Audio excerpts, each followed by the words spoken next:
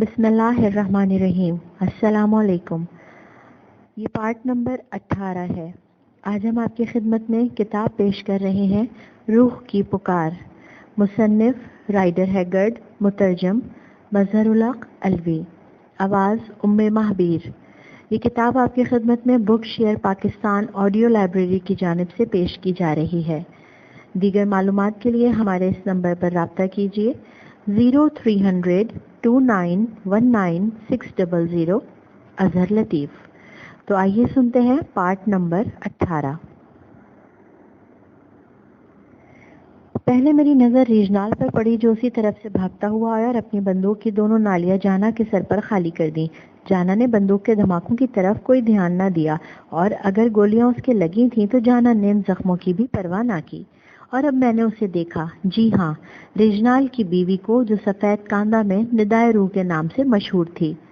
वो सर पर परों की टोपी रखे और देवी इज़्ज़त का लिबास पहने अपनी दो खादमाओं के साथ अकबी दालान के दरवाजे में से निकल रही थी।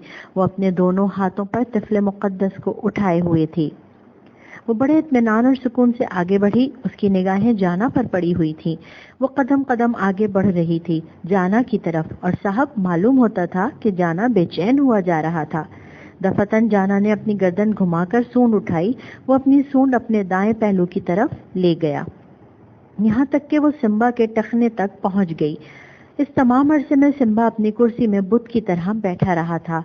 जाना के सूंड ने सिम्बा की टांग टखने के करीब से पकड़ ली और जाना ने आहिस्ता आहिस्ता सिम्बा को कुर्सी पर से घसीट लिया।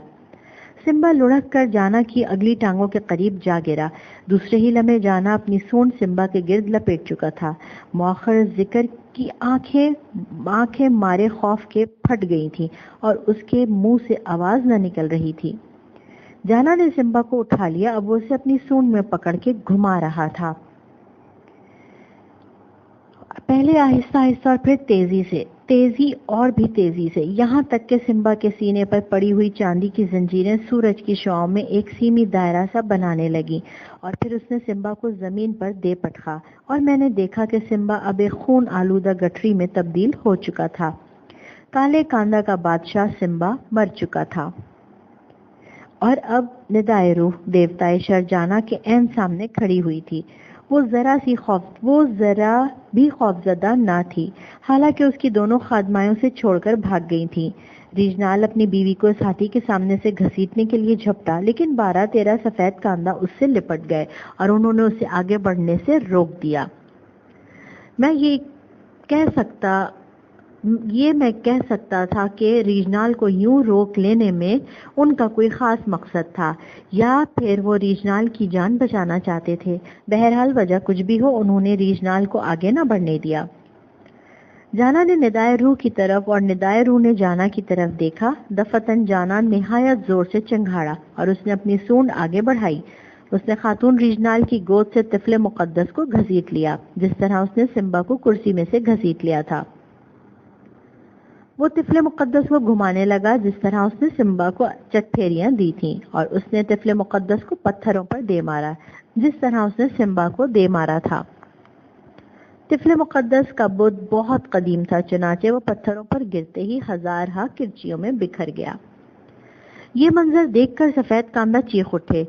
दासियां अपना सीना कूटने और बाल लोचने लगी और उन्होंने अपने लिबास फाड़ दिए, और हारूत जो करीब ही खड़ा हुआ था गालिबन बेहोश होके गिर पड़ा।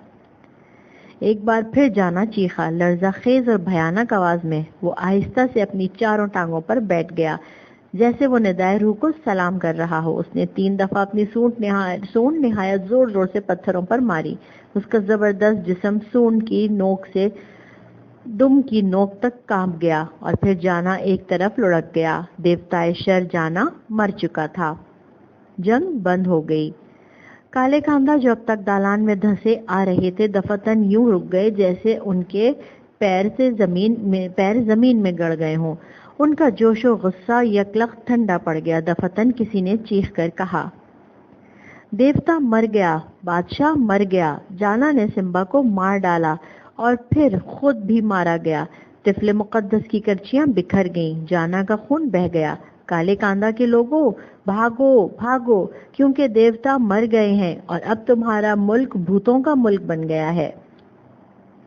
اور ہر طرف سے آوازیں بلند ہوئیں، بھاگو کالے کاندا کے لوگوں، بھاگو، دیوتا مر گئے۔ کالے کاندا پلٹے اور اپنے زخمیوں کو اٹھا کر بھاگے۔ دنیا کی کوئی طاقت اب ان کے قدم نہ جما سکتی تھی۔ وہ بھاگے، تیزی سے بھاگے اور انہوں نے پلٹ کر بھی نہ دیکھا۔ 30 منٹ کے بعد آخری سانس لیتے ہوئے زخمیوں کے علاوہ وہاں اور درے میں ایک بھی کالا کاندا نظر نہ آیا تھا۔ جنگ ختم ہو چکی تھی، اس کا فیصلہ ہو چکا تھا، ہماری شکست فتح میں تبدیل ہو گئی تھی۔ میں بدقت تمام اٹھ کر کھڑا ہو گیا۔ اب جبکہ جنگ ختم ہو چکی تھی، اب جبکہ میں موت کی دہلیز پر سے واپس آ گیا تھا، میری ٹانگیں لرز رہی تھیں۔ میں نے دیکھا کہ کاندا نے ریجنال کو چھوڑ دیا تھا اور وہ اپنی بیوی کے سامنے جا کھڑا ہوا تھا۔ وہ مردہ جانا کے ایک دانت پر ہاتھ رکھے کھڑا تھا۔ معلوم ہوتا تھا کہ جنگ کے بعد بھی وہ تھکن اور کمزوری محسوس کر رہا تھا۔ چنانچہ وہ مردہ جانا کے ایک دانت کا سہارا لیے اور اپنی بندوق جانا کے سر سے ٹکائے چہکنم کے عالم میں اپنی بیوی کے سامنے کھڑا ہوا تھا۔ لیونا، ریجنال نے آہستہ سے اپنی بیوی کو پکارا۔ لیونا، شوق تجسس سے بےتاب ہو کر میں ایک کاندا کے کندھے کا سہارا لے کر آگے بڑھایا کہ دیکھیں اب کیا ہوتا ہے۔ بہت دیر تک خاتون ریجنال خاموش کھڑی خالی خالی نظروں سے اپنے شوہر کی طرف دیکھتی رہی۔ دفتن اس کی آنکھوں کا خالی پن آہستہ آہستہ دور ہونے لگا، ان میں حیات کی چمک ابھرنے لگی، بالکل اسی طرح جس طرح شفاف آسمان پر آہستہ آہستہ چاند ابھرتا ہے۔ اس کی تقریباً بے نور سی آنکھوں میں رفتہ رفتہ چمک آنے لگی۔ آخر کار اس کے ہونٹ ہلے اور اس نے بے حد نیچی مگر مترنم آواز میں کہا، جارج۔ اس ظالم جانور نے، اس نے مردہ جانا کی طرف اشارہ کیا، ہمارے بچے کو مار دیا۔ دیکھو جارج، یہ پڑا ہے ہماری آنکھوں کا نور۔ جارج، اب میری زندگی تم ہو، صرف تم، جب تک کہ خدا ہمیں ایک اور بیٹا نہیں دے دیتا۔ اور دفتن وہ پھوٹ پڑی اور اپنے شوہر سے لپٹ گئی۔ میں وہاں سے ہٹ گیا اور سفید کاندا بھی ہٹ گئے کہ دونوں میاں بیوی جی بھر کے رو لیں۔ یہاں میں دو باتیں بتا دینا ضروری سمجھتا ہوں۔ ایک تو یہ کہ اس واقعے کے بعد خاتون ریجنال کے حواس پھر بحال ہو گئے۔ معلوم ہوتا ہے کہ طفل مقدس کے ٹوٹتے ہی وہ اثر یا سحر زائل ہو گیا تھا جو غالباً ہاروت نے اس پر طاری کر دیا تھا۔ یہ اثر کیا تھا یہ تو میں نہیں جانتا، البتہ میرا خیال ہے کہ وہ کسی وجہ سے طفل مقدس کے بت کو اپنا وہ بچہ سمجھ رہی تھی کہ جسے کئی برسوں پہلے انگلستان میں سرکس کے ایک ہاتھی نے مار ڈالا تھا۔ چنانچہ پہلے حادثے کے بعد اس کے حواس گم ہو گئے تھے اور دوسرے حادثے نے اس کے حواس بجا کر دیے تھے۔ کیونکہ وہ اس بت کو اپنا بچہ سمجھے ہوئی تھی، اکثر ایسا ہوتا ہے کہ ایک سخت صدمہ انسان کا دل الٹ دیتا ہے اور اسے پاگل کر دیتا ہے، لیکن اسی قسم کا دوسرا صدمہ مریض کو نہ صرف اپنے حواس میں لے آتا ہے بلکہ اسے پوری طرح تندرست کر دیتا ہے۔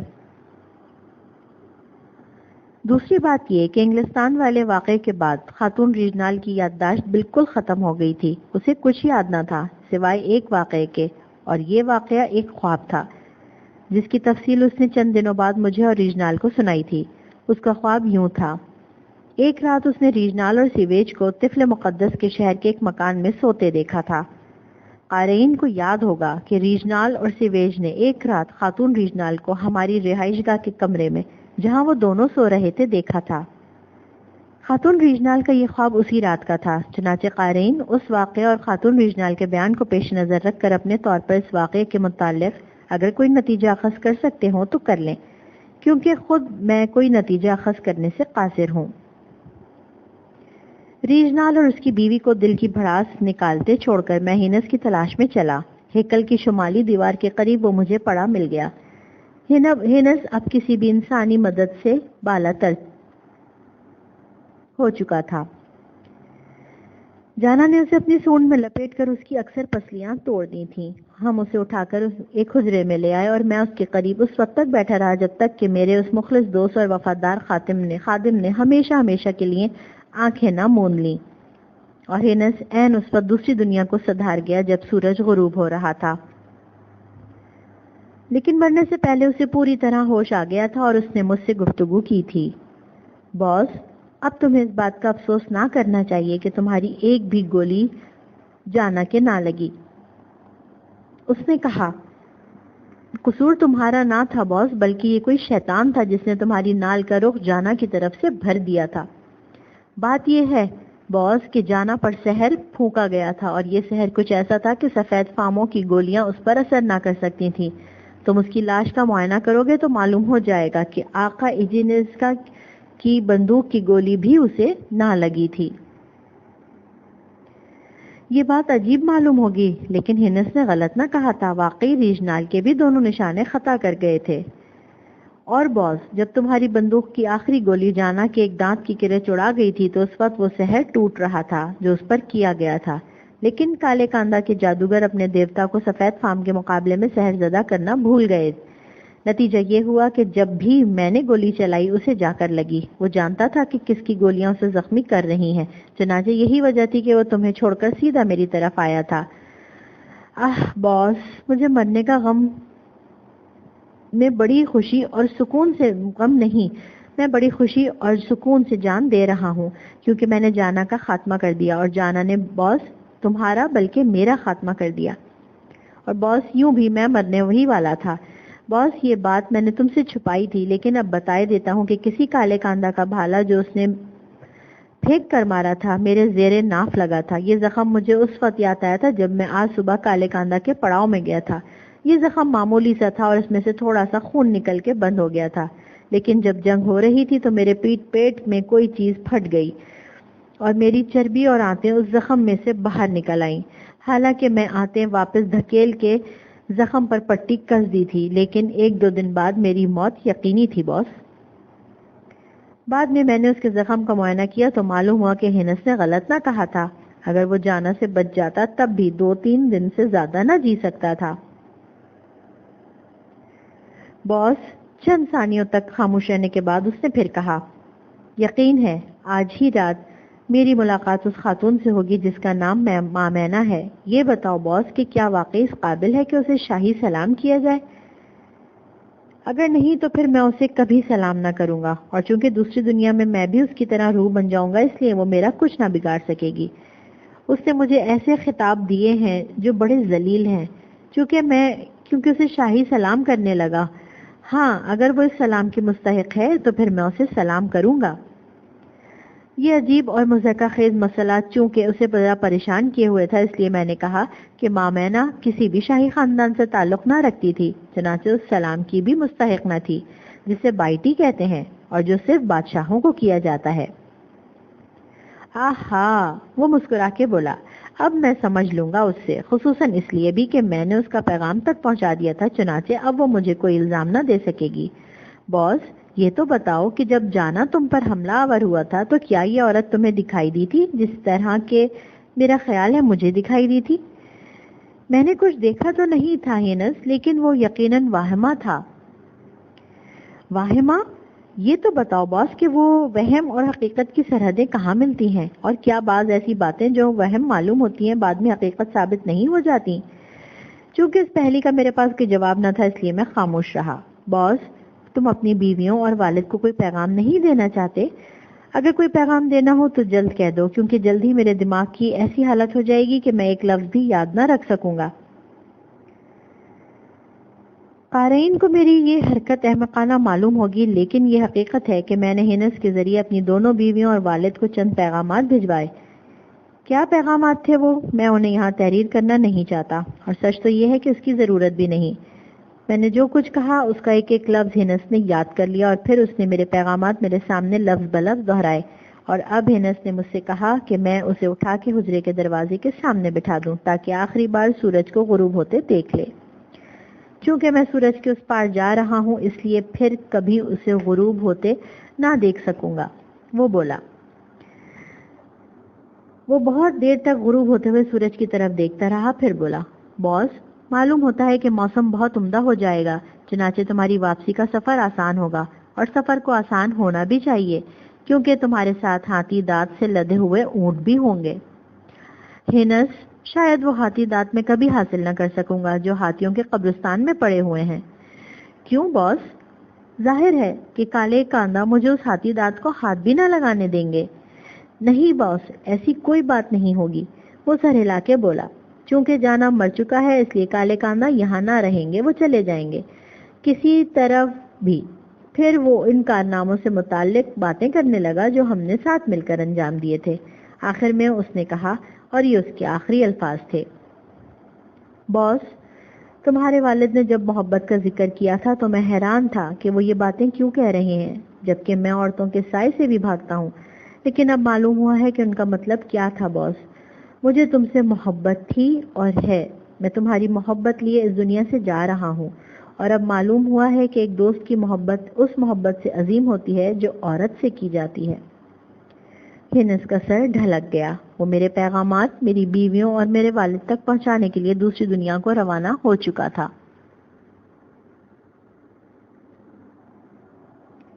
اور میری آنکھوں سے آنسو یوں روا تھے جیسے میری آنکھوں کے پیچھے کوئی بند ہو جو ٹوٹ گیا ہو۔ اب ہماری اس مہم کے متعلق کچھ زیادہ تحریر کرنا باقی نہیں رہ جاتا، بلکہ یوں کہوں تو غلط ہوگا کہ اب میں کچھ زیادہ تفصیل بیان کرنا نہیں چاہتا۔ ہاں، اگر ریجنال چاہے تو وہ طفل مقدس اور اس کی پرستش کے متعلق ایک ضخیم کتاب تیار کر سکتا ہے۔ وہ غار کے سفریت کے متعلق بھی بہت سی باتیں بتا سکتا ہے، جس نے سیویج کو نگل لیا تھا اور جسے بعد میں ہینس نے زہر دے دیا تھا۔ اس سانپ کی کاندھا لوگ پوجا کرتے تھے اور اس پرستش کی جڑیں بہت دور تک پہنچی ہوئی تھی، جہاں جی ہاں اس دور تک جب دریائے نیل کے کنارے ایک عجیب و غریب تمدن جنم لے چکا تھا۔ قدیم مصری بھی سانپ کو مقدس سمجھتے تھے اور وہاں وہ ہمارے صحرائی سفر کی تفصیلات میں بیان کرتے ہیں۔ سچ تو یہ ہے کہ ہینس کی موت کے بعد میری طبیعت کچھ بجھ سی گئی تھی اور مجھے خود اپنے اور دوسرے کے حال کی ذرا پرواہ نہیں تھی۔ ہم نے اسے عین اس جگہ دفن کر دیا جہاں اس نے جانا کو گولی ماری تھی، یعنی عقبی دالان کے عین سامنے، اور جب ہینس پر مٹی ڈالی جا رہی تھی تو میں یوں محسوس کر رہا تھا جیسے ہینس کے ساتھ میرا نصف ماضی بھی دفن ہو رہا تھا، اور وہ واقعی میرے ماضی کی بہت سی یادیں ہینس سے وابستہ تھیں۔ خدایا، ہینس جیسا دوسرا دوست مجھے اس دنیا میں اب کہاں ملے گا؟ کون چاہے گا مجھے اس طرح؟ ہینس نے کالے کاندھا کے متعلق غلط نہ کہا تھا۔ وہ واقعی اپنا وطن چھوڑ کے چلے گئے تھے، غالباً غذا کی تلاش میں۔ وہ کہاں اور کس طرف گئے تھے یہ میں نہیں جانتا اور نہ معلوم کرنا چاہتا ہوں۔ اس کے علاوہ مجھے یہ بھی کبھی معلوم نہ ہو سکے گا کہ کالے کاندھا عارضی طور پر ترک وطن کر کے گئے تھے یا مستقل طور پر۔ ایک رات البتہ میں جانتا ہوں، اور وہ یہ کہ کالے کاندھا کی اکثریت جہاں تھی وہیں پڑی رہی، اور وہ یہ لاشیں تھیں جنہیں کالے کاندھا چھوڑ گئے تھے۔ 3000 لاشیں جو سفید کاندھا کو دفن کرنی پڑی۔ اس مقصد کے لیے وہ کھڈ استعمال کیے گئے جو ہم نے اپنے بچاؤ کے لیے تیار کیے تھے۔ اس جنگ میں ہمارے 503 سپاہی مارے گئے، ان میں وہ زخمی بھی شامل ہیں جو جانبر نہ ہو سکے۔ کالے اور سفید کاندھا کی آخری جنگ بڑی ہی خوفناک جنگ تھی، جو سفید کاندھا کو اور خود ہمیں بھی عمر بھر یاد رہے گی۔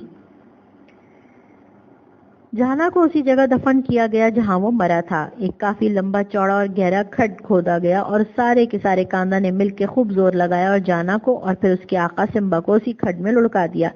جب جانا کے لیے گڑھا کھودا جا رہا تھا تو میں نے اس کی لاش کا معائنہ کیا۔ معلوم ہوا کہ اس کے بدن پر وہی زخم تھے جو ہینس کی بندوق کی گولیوں سے آئے تھے۔ ایک آنکھ کا زخم جس سے اس کی آنکھ پھوٹ گئی تھی، دوسرا عین دل پر کی جلد میں چھوٹا سا سوراخ جو اس وقت آیا تھا جب ہینس نے دیوار پر چڑھ کر اینٹومبی سے گولی چلائی تھی، اور منہ کے پچھلے حصے میں 2 بڑے سوراخ جو ہاتھی مار بندوق کی گولیوں سے آئے تھے۔ یہ دونوں گولیاں اس کا تالو پھوڑ کر دماغ تک پہنچ گئی تھیں اور یہی اس کے لیے پیغام موت لائی تھیں۔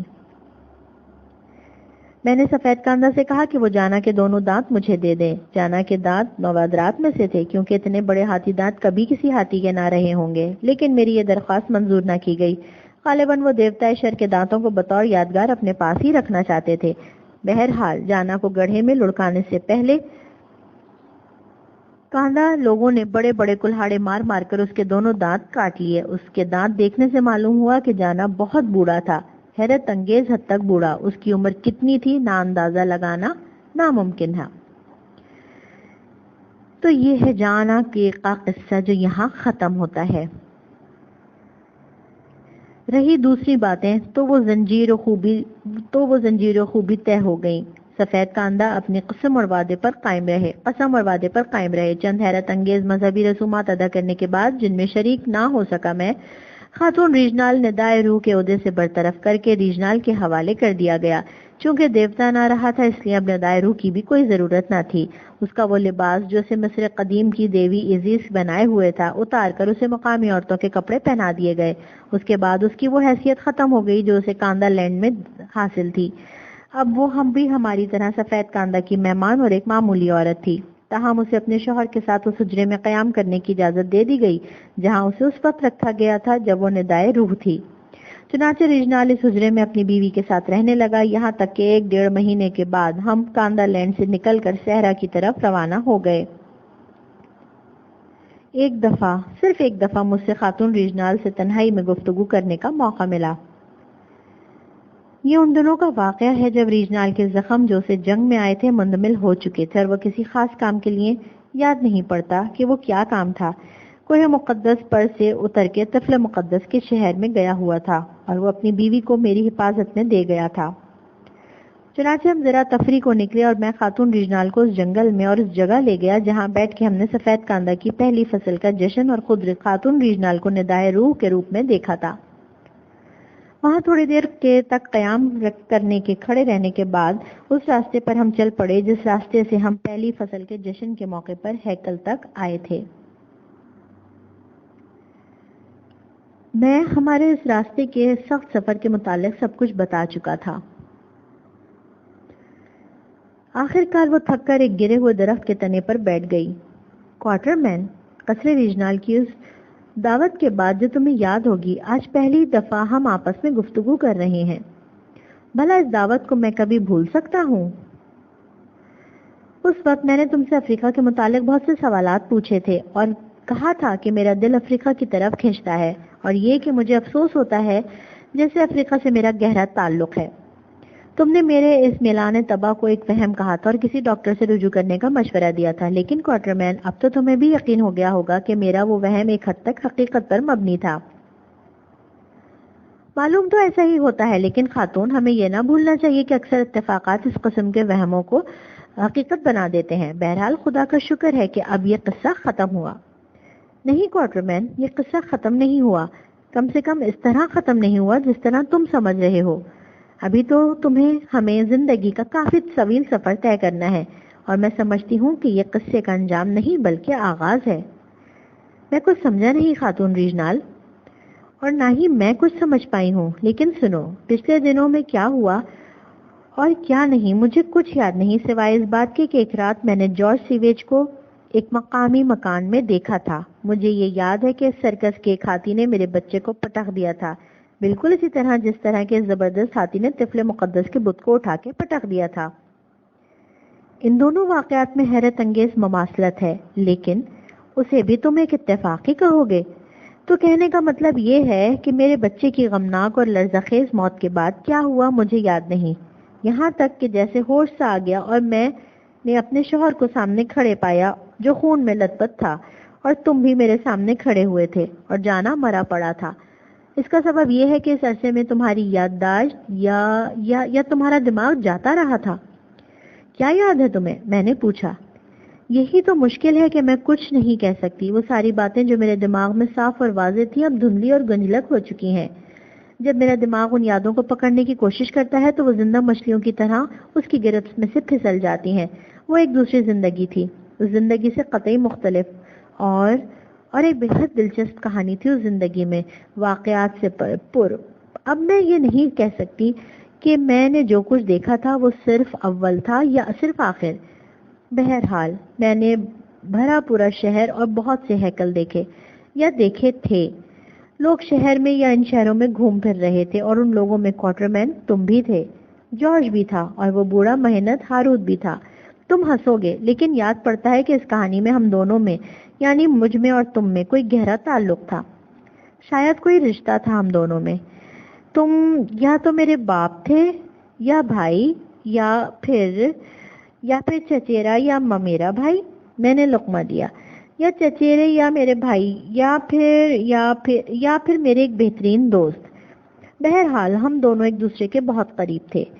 جارج تو نہیں جانتی کہ وہ کیا تھا اور نہ یاد ہے کہ ہاروت کیا تھا، لیکن سب سے زیادہ حیرت انگیز بات یہ ہے کہ تمہارا وہ دوست ہنس جسے میں نے صرف چند منٹوں کے لیے پہلی اور آخری دفعہ اس وقت دیکھا تھا جب وہ مر رہا تھا.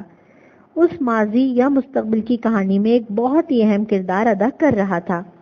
میں نے اسے بونے کے روپ میں دیکھا تھا، لیکن وہ اس سے زیادہ پرقوت اور تگڑا تھا جیسا کہ اس دنیا میں تھا. مجھے یاد ہے کہ اس نے عجیب طرح کے پروں کا لباس پہن رکھا تھا اور وہ اپنے ہاتھ میں ہاتھی دانت کا عصا لیے ہوئے تھا، اور ایک عظیم شخص کے قدموں میں جو غالباً بادشاہ تھا ایک تپائی پر بیٹھا ہوا تھا. بادشاہ ہنس سے کچھ پوچھ رہا تھا اور ہر شخص ہنس کا جواب بڑے غور اور دلچسپی سے سن رہا تھا. بس تو یہ سب کچھ دیکھا تھا میں نے، یا اتنا کچھ یاد ہے مجھے. مجھے دوسرے مناظر یوں معلوم ہوتے ہیں جیسے تیز دھوپ میں چکا چوند پیدا کر دینے والے ذرات کی طرح تیر رہے ہوں اور ان کی طرف دیکھا نہ جاتا ہو. لیکن یہاں دھوپ نہیں ہے، اس لیے مناسب ہوگا کہ ہم چلے ورنہ تمہیں سردی لگ جائے گی کیونکہ یہاں خاصی نمی ہے. میں نے کہا کیونکہ میں اس موضوع پر مزید گفتگو نہ کرنا چاہتا تھا. اس کے علاوہ خاتون ریجنال کا چہرہ دفتن مکیر ہو گیا اور بشرے پر عجیب پراسرار جذبات آیا تھے. ایسے جذبات میں نے اس وقت بھی جب وہ مسز ہومز تھی اس کے چہرے پر دیکھے تھے.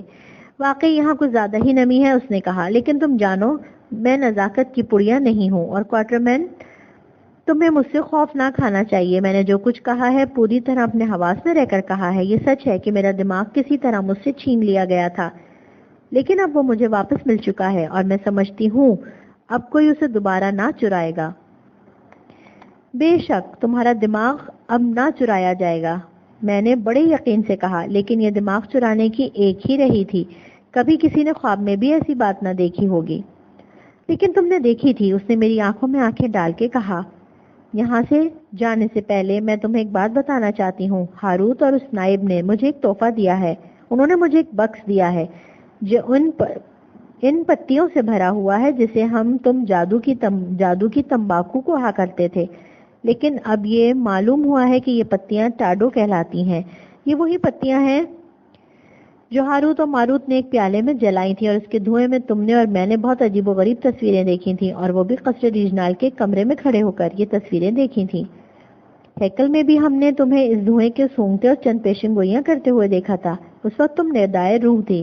لیکن اس کا کیا نام تھا تم بتا دو گی؟ تم اس ٹاڈو کا تم کیا کرو گی؟ میں تو سمجھتا ہوں اس کے بغیر بھی تم پیشن گوئیاں کر سکتی اور تصویریں دیکھ سکتی ہو. یہ تم نے غلط نہیں کہا، واقعی میں تصویریں دیکھ سکتی ہوں اور یہ تصویریں مجھے پسند ہیں. بہرحال یہ ٹاڈو کی میں اپنے پاس رکھوں گی. نہیں شکریہ، میں نے اپنے کانوں کو ہاتھ لگا کے کہا. میں تو صاحب بھر پایا کاندھا لوگوں کی یہ تمباکو میرے لیے بڑی زوردار ہے. جی نہیں. کیسے؟ جی ہاں، ایک چیز جو تمباکو سے زیادہ زوردار ہے تمہیں ایسا کرنے پر مجبور کر دے گی، یعنی اس وقت جب میں چاہوں گی. یہ ہاروت نے تو تمہیں کہا تم سے خاتون ریجنال؟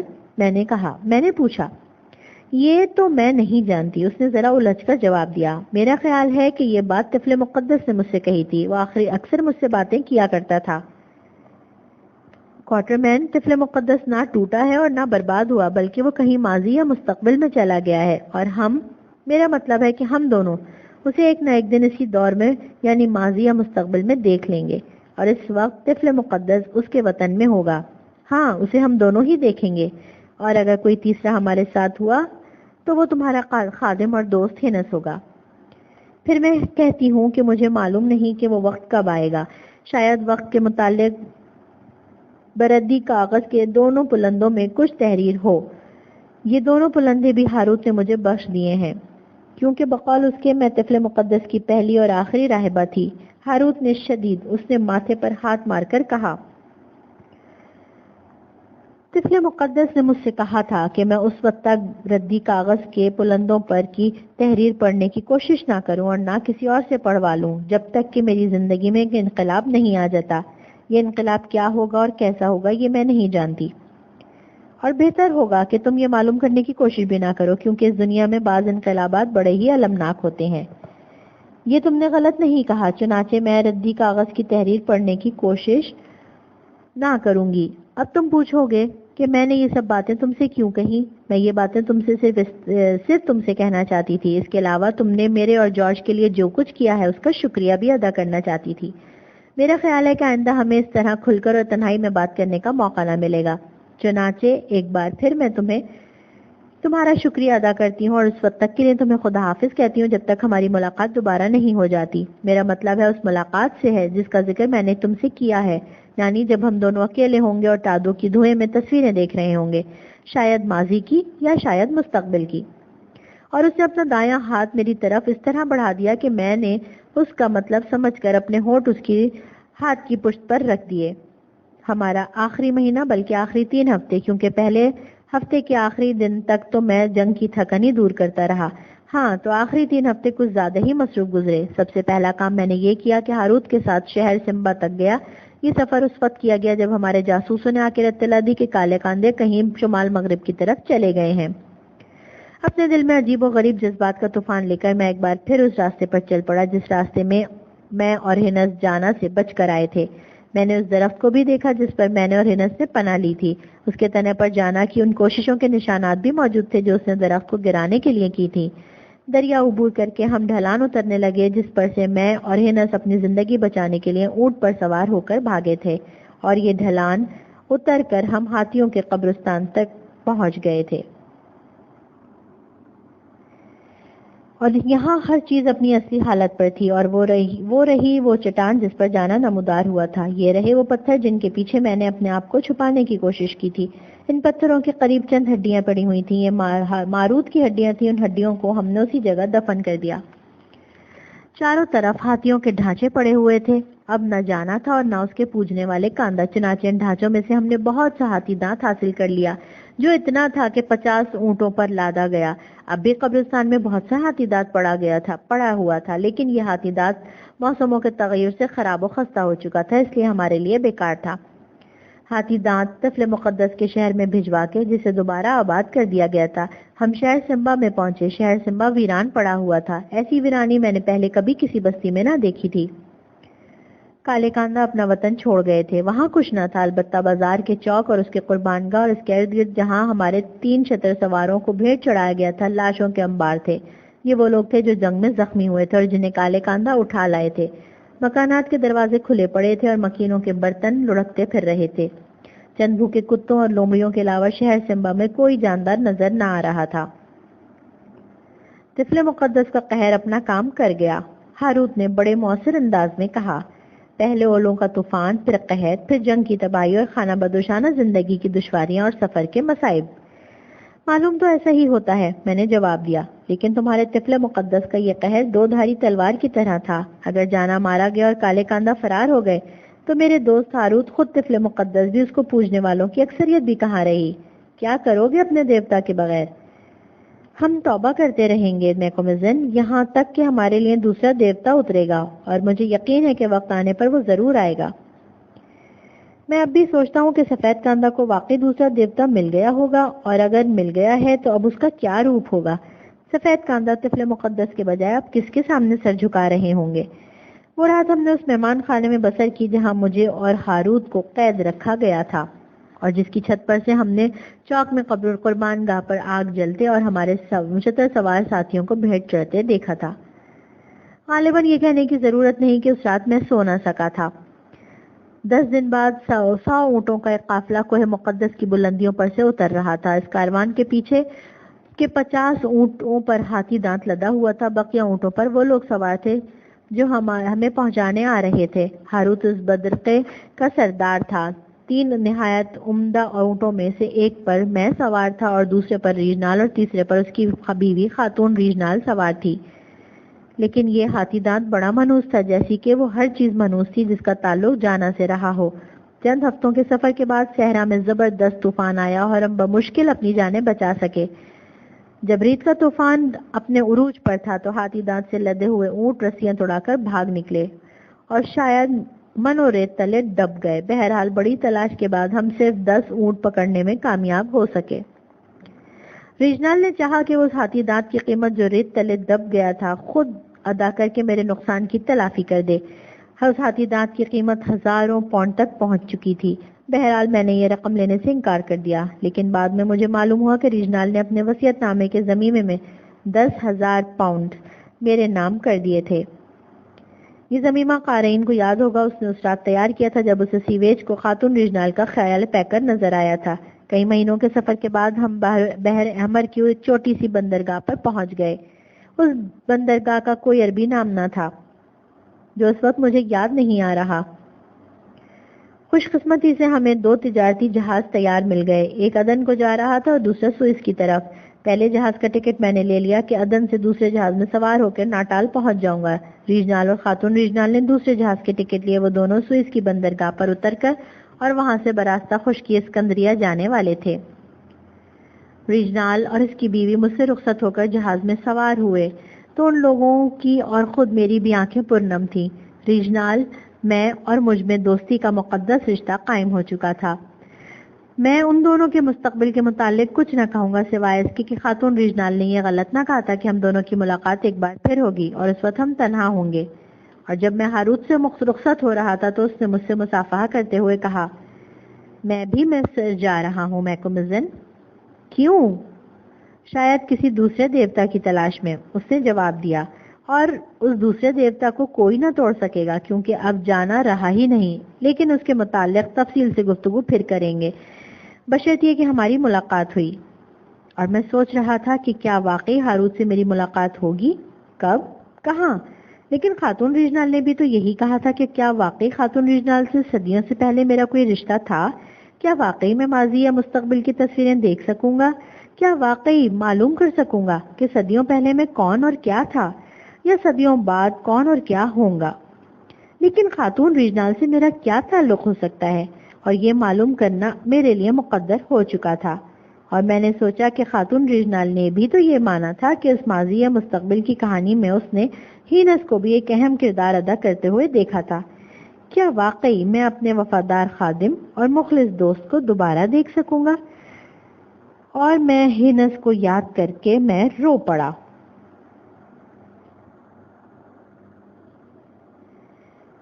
کتاب روح کی پکار یہاں اختتام پذیر ہوئی. شکریہ.